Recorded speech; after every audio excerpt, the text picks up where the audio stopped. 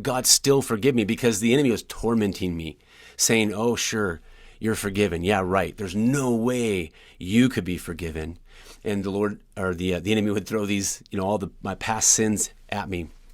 And so in this vision, as I'm in the heavenlies, the Lord suddenly transported me to a city that I used to live in. That was a place of great debauchery for me. Right before I got saved, it's often darkest before the dawn. Well, right before I got saved, I was in my place of worst debauchery. I was drugging and fighting and whoring. I was awful. I was a mess right before I got saved. And the Lord in this vision transported me back to the city that I was in. That was my place of greatest debauchery.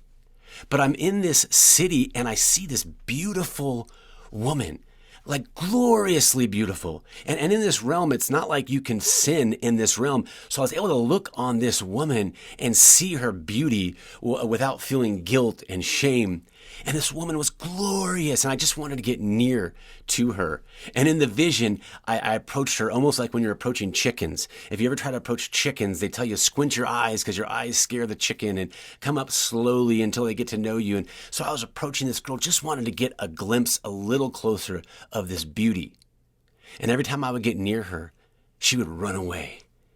But the love that I felt in that realm and the beauty that I saw on her and this love, this supernatural love that I felt for her, I wasn't deterred by her running away. I wasn't offended. I wasn't upset. I was just like, oh, that's it. She's running. I'm chasing her. I've got to get near this beautiful girl. I don't even know who this is, but I've got to get near her.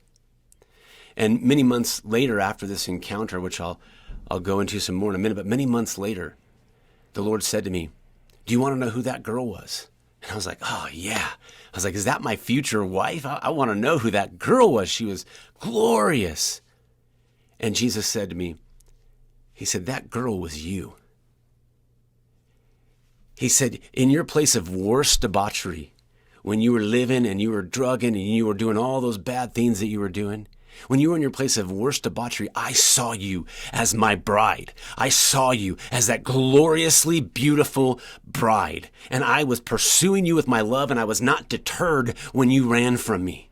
Oh, and see, when I was in this vision, my desire to be near this girl was incredible. And the Lord said, my desire to be near you, to be with you, to love you, to have a relationship with you was so strong. I was pursuing you regardless of how often you ran away. And when I came back out of this and I woke up in my cousin's house, 45 minutes away from where the encounter, and started having no idea how I'd gotten there, I could feel God's love.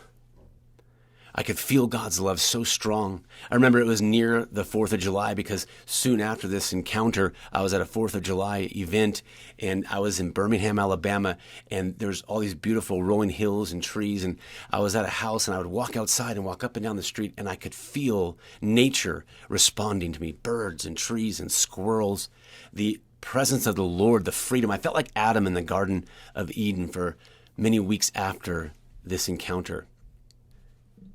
But I want to get back to the earthquake part of the vision.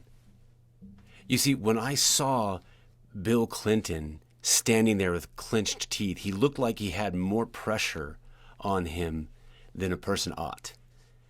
And I've later come to discover that in this vision, Bill Clinton represented those people who've been in positions of authority, positions of leadership, whether it's government, whether it's these things they call churches, whether it's business people, whether it's entertainment, whether it's the leader of a household.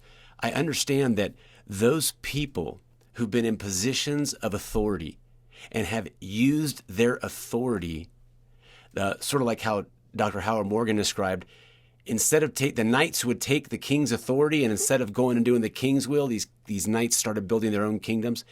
Men and women across the earth who God empowered them with positions of authority, who they were entrusted with resources and understanding, and those who did not steward it for the Lord.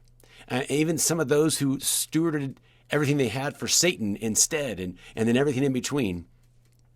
Those people, the fear of the Lord is coming to them. People who thought that they were going to get away with things forever and ever and ever. And it seemed like a great idea when they're living in the moment and when they have all these accolades and people love them and there's TV cameras and power and money and riches. But at some point, the Lord, after allowing sin's cup to fill up, God moves.